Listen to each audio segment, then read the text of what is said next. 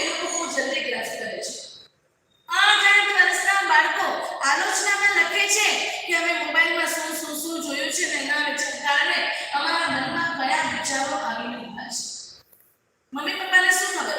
એમને પોતાનું એન્જોયમેન્ટ કરવું છે, એમને કિટીઓમાં જવું છે, એમને ફરવા જવું છે, એટલે બાળકોને મોબાઈલ આપી દે. તમારો દીકરો એમાં શું જોવે છે?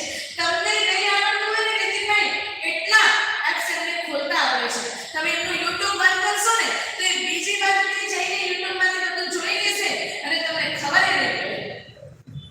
આ સ્માર્ટ જનરેશન છે. 2 વર્ષના બાળકો જેને શું જોવું છે પોતાને એ સ્ક્રીન સ્ક્રોલ કરીને બધું ફેરવી લે છે. એટલે આ વસ્તુ આપણા મન અને મગજમાં કઈ રીતે ઇફેક્ટ કરે છે? આચાર એ પહેલો ધર્મ છે. આપણા આચાર